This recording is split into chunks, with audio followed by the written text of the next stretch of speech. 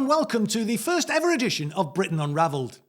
This is a new show where I'll be looking at Britain's decline across its economic, political and social landscapes.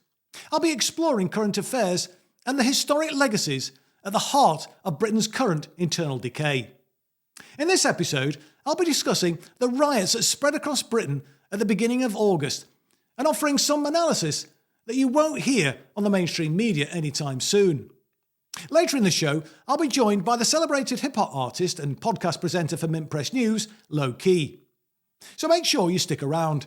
At the beginning of August, many of Britain's towns and cities were hit by unrest as violent Islamophobic mobs went on the rampage against mosques and individual Muslims as well as asylum seekers. The initial disturbances quickly began to look like race riots, pogroms even, that were directed against Muslims and immigrants living in Britain. The violence appears to have been largely whipped up by a handful of far-right agitators like Stephen Yaxley Lennon, more commonly known as Tommy Robinson. Others, such as Nigel Farage, Lawrence Fox, Douglas Murray, Katie Hopkins and Paul Golding, are also culpable. The flashpoint for the riots was a tragic murder of 3 children in Southport who were killed in a stabbing attack while attending a dance class on the 29th of July. News of the murders quickly spread on social media, alongside misinformation that the killer was a Muslim asylum seeker named Ali al-Shakati, who'd recently arrived into the UK on a small boat. But the perpetrator wasn't a Muslim asylum seeker at all. But the fake news articles and fabricated screenshots claiming to prove that a Muslim was behind the attack spread like wildfire. And white nationalist networks pounced on the fake news as a pretext to launch an attack on the British Muslim community, a tactic that looked like it was in the making for many months. Agitators like Lawrence Fox reacted by calling for Islam to be permanently removed from Great Britain. Meanwhile, far-right Zionists like Tommy Robinson began posting a deluge of Islamophobic content on his X account. The following day, information about a protest was promoted on X, formerly known as Twitter, to take place next to the scene of the attack and near a Southport mosque. The mosque ended up being targeted. Bricks were hurled, cars were set on fire, and more than 50 police officers were injured. But that was just the beginning. In Sunderland, mobs began looting shops, burning buildings, and setting cars on fire. In Liverpool, a library and a food bank were set ablaze. In Rotherham, far-right mobs attacked a hotel that had been used as a shelter for asylum seekers and tried to torch it. In Middlesbrough, rioters even set up a racial checkpoint at a main junction where cars were only allowed to pass if the drivers were white and English. What could have possibly stirred people to act in this way? The specific causes of these racist pogroms and the precise motivations for the different people involved are of course multifaceted. But the Zionist lobby was undoubtedly one of the key players whipping up tensions. Their efforts to dismiss the huge show of solidarity with Palestine on Britain's streets as hate marches has been singularly unsuccessful. So an alternative distraction was needed. And is it a coincidence that when the government dropped its objections to the International Criminal Court's proposed arrest warrant for Benjamin Netanyahu and suggested a possible arms embargo on Israel, Zionist assets started stirring up trouble on Britain's streets? Many of these Zionist assets took to social media to whip up tensions online. So the influence of Zionists in stoking up these Islamophobic pogroms is abundantly clear. And we owe a huge debt of gratitude to Professor David Miller and Lowkey for being at the forefront of the all too few voices exposing these activities. The links between Tommy Robinson and the Israel lobby, for example, reveal a relationship that's well documented going back more than a decade. Robinson, who holds a significant sway over a number of hardened fascists in Britain, claimed that one of the reasons that people were angry was because of the pro-Palestine protests in London. He said that Hamas were allowed to overtake the capital city and were calling for jihad. This is, of course, complete garbage. In reality, the protests were to demand an end to the Zionist-perpetrated genocide in Gaza through a permanent ceasefire.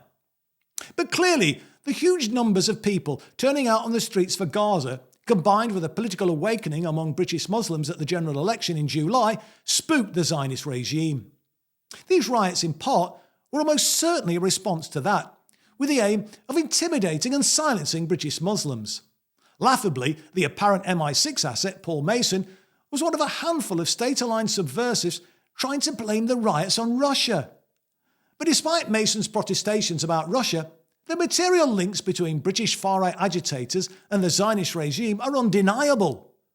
Britain is a heavily propagandised society, with daily brainwashing being disseminated by the corporate press. Hacks masquerading as journalists, along with Labour and Conservative politicians, have all been engaged in a race to the bottom of a xenophobic sewer for decades. The riots were simply the manifestation of the latent racism underpinning British society that's been a feature of the British establishment since time immemorial. This evident racism has only been exacerbated by the increased visibility of Muslim political mobilisation since Israel began its genocidal campaign in Gaza. That, combined with other factors, led to a boiling point. Speaking of which, another factor that may have helped these race riots to spread was the warm and humid weather, after what had been a relatively cool summer. Historically in England, most riots have tended to happen during the summer months. The 2011 riots in England, for example, began on the 10th of August.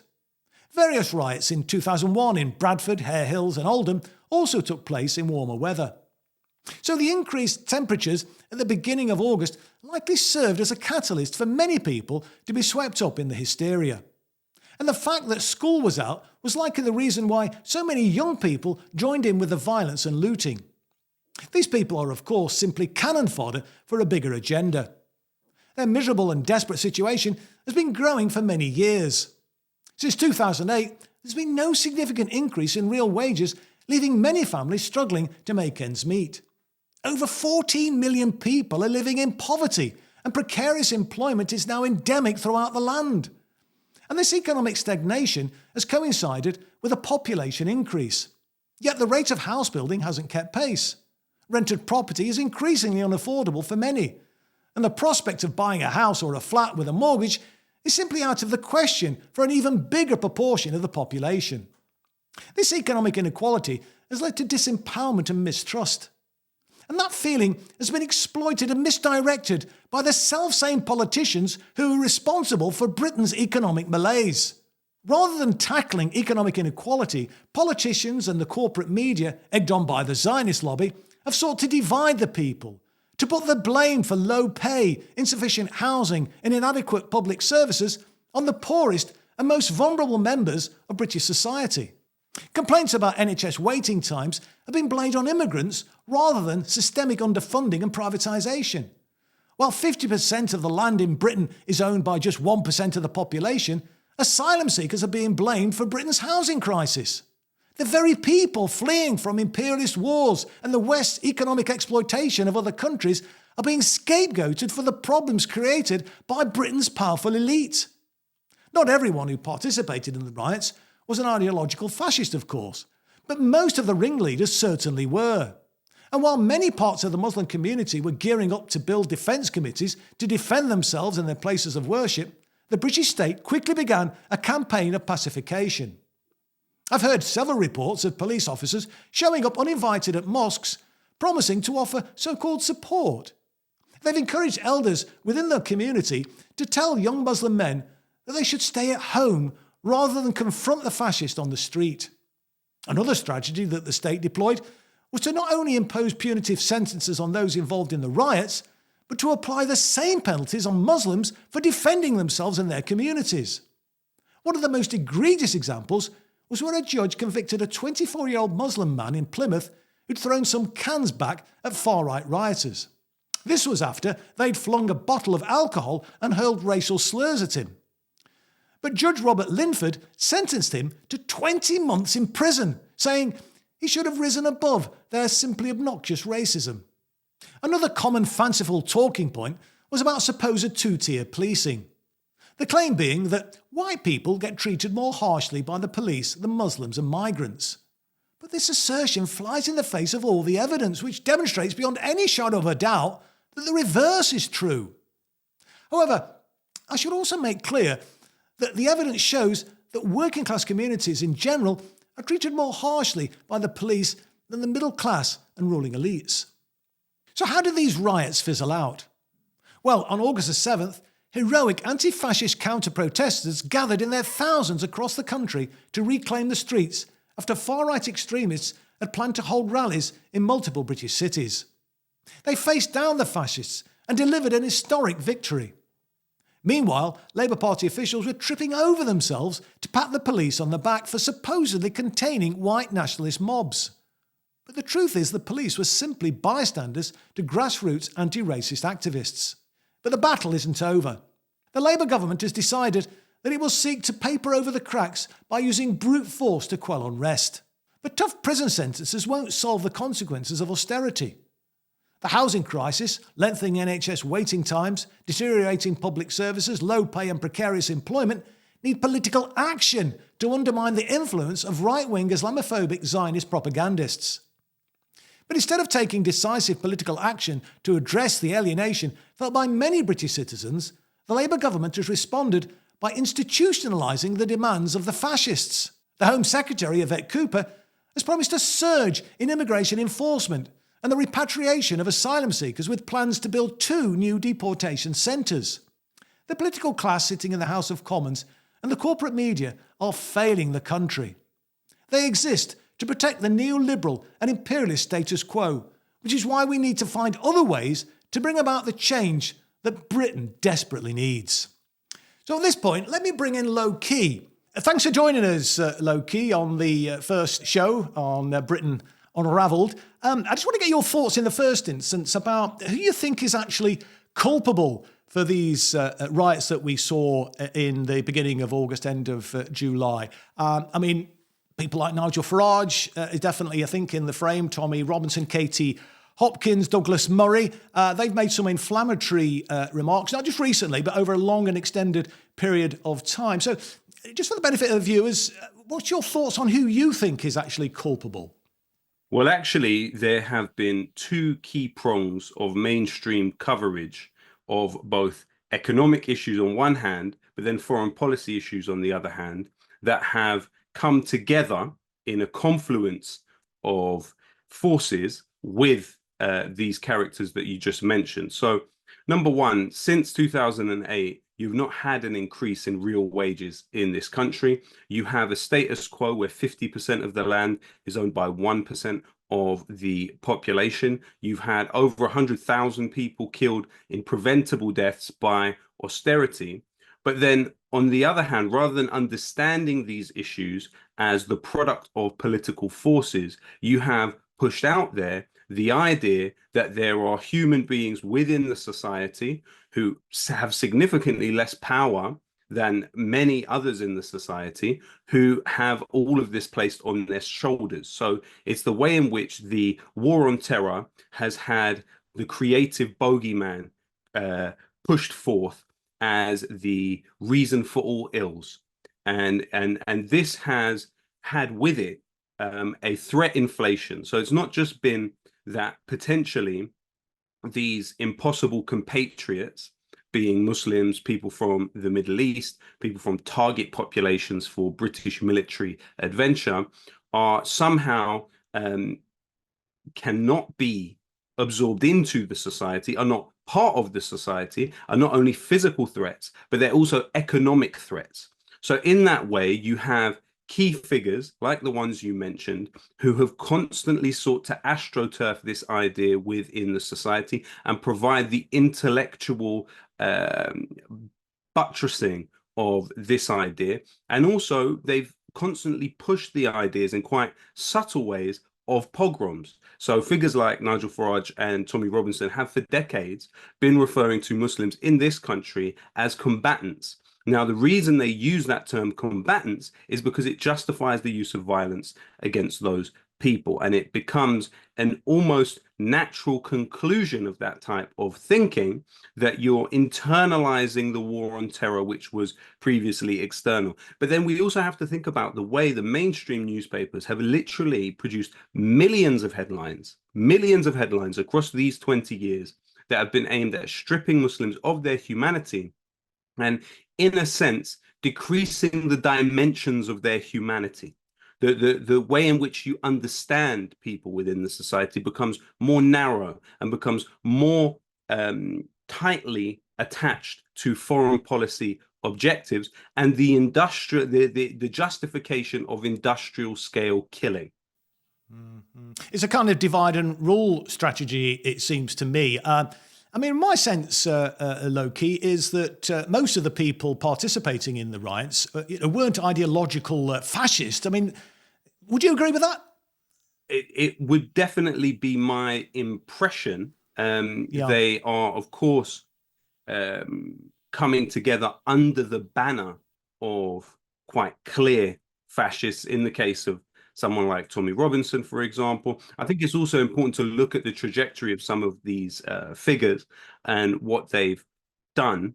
But certainly, I think people are disaffected and misdirected at the same time. It's fascinating that a lot of the talk around whether it is the inability to get good healthcare within the society is linked to migrants and refugees, when in actuality, the NHS has been such a key target of a bipartisan Tory and Labour adherence to neoliberal doctrine, which has sought to really strip the National Health Service and provide it on a silver platter to US companies. There's been a loss of agency in the country, but there is a fault in the diagnosis of the issues, whether it is the railways being owned by foreign state companies, whether it is the key utilities, the Royal Mail, top shareholder Visa Equities based in the tax haven of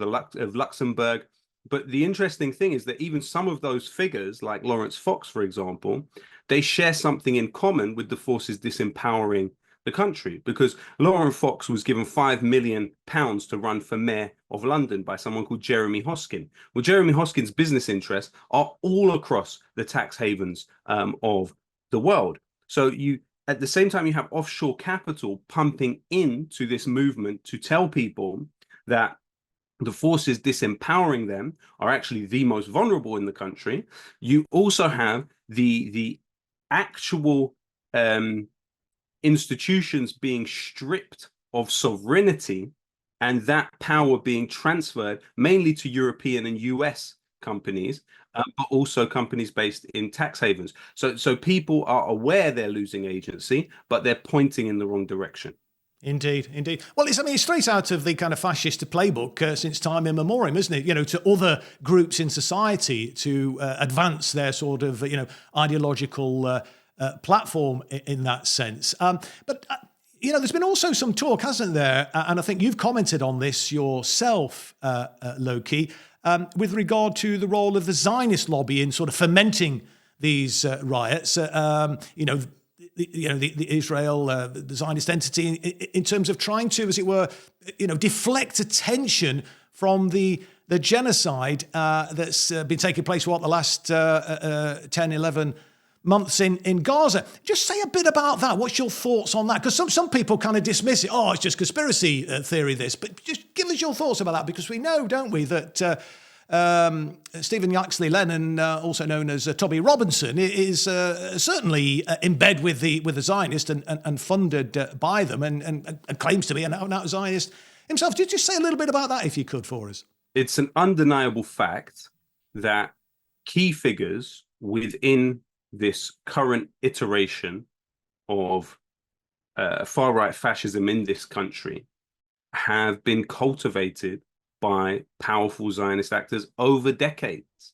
Over decades. In the case of Tommy Robinson, it is the founding of the EDL in direct coordination with key Zionist organizations in the United States, but also significantly the EDL seeming to be an offshoot of the JDL, which was designated as a terrorist organization by the United States, and of course produced Baruch Goldstein, who killed 29 people at the Ibrahimi Mosque in El Khalil in Palestine.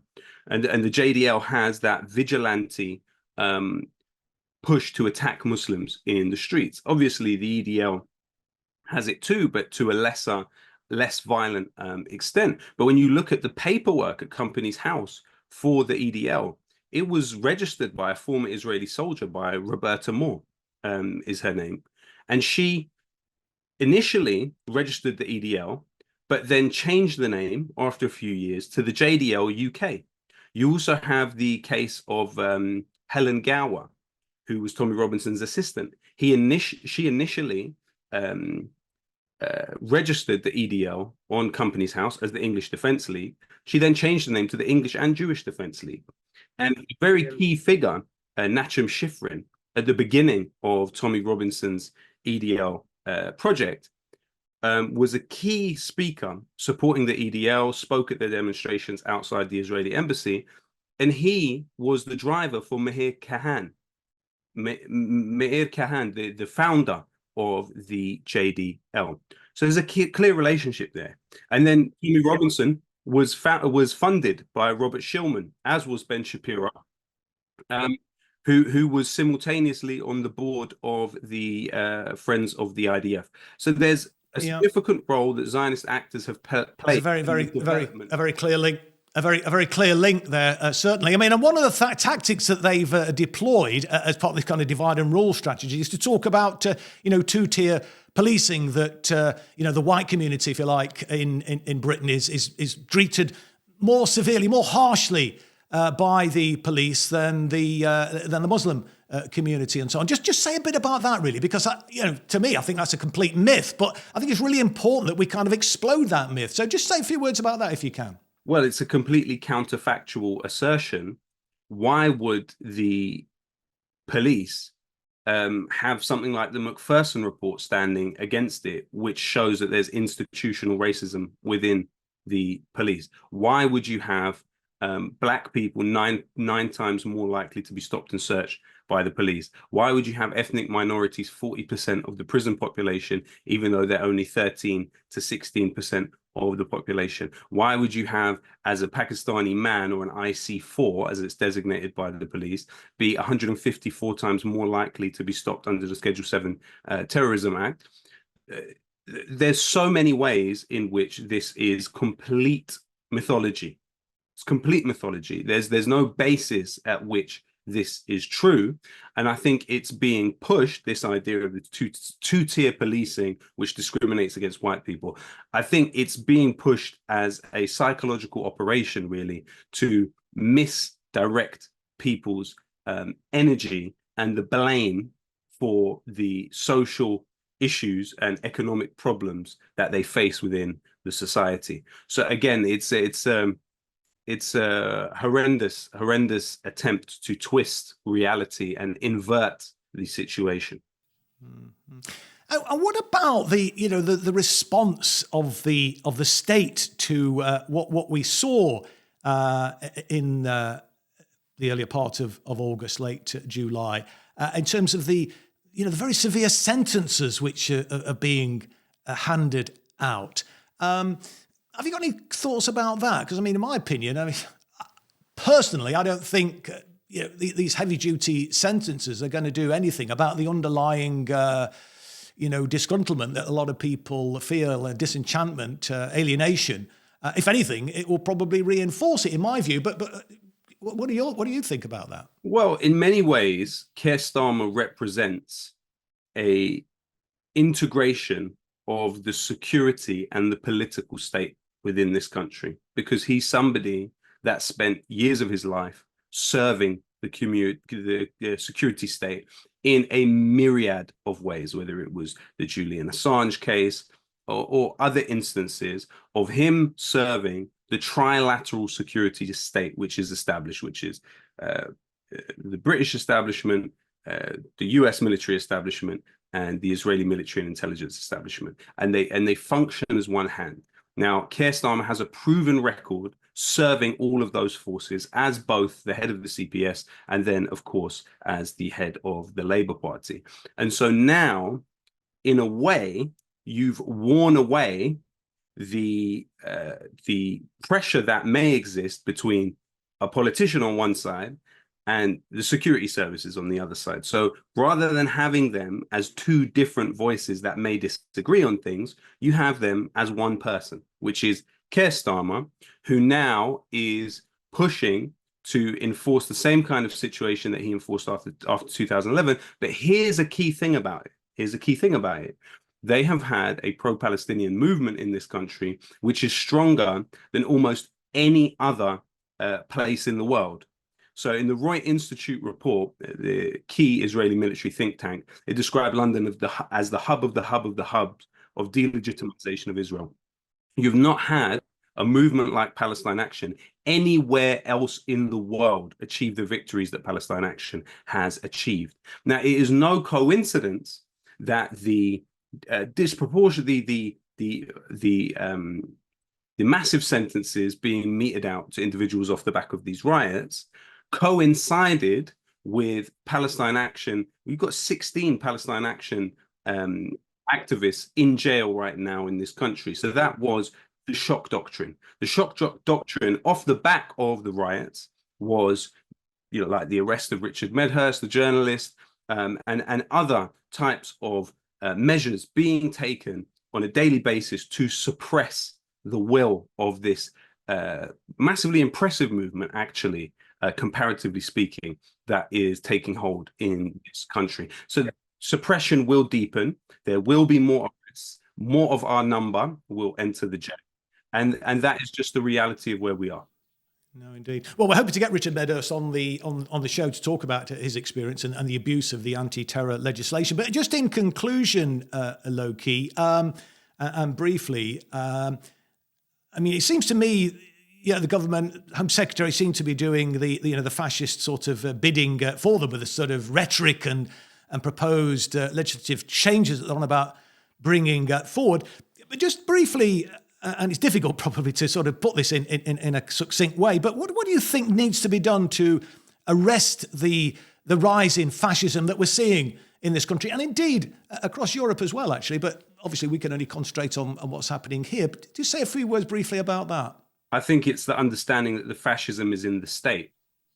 These individuals that have taken these disparate, unorganized activities obviously need to be faced on a community level and need to be beaten back. However, the state is the real source of the racism and the fascism. Obviously, Israel and actors linked to Israel will fund projects like this within countries, but the real detrimental role that Israel, that's more the street fighting pogrom side of the Zionist sponsored Islamophobia.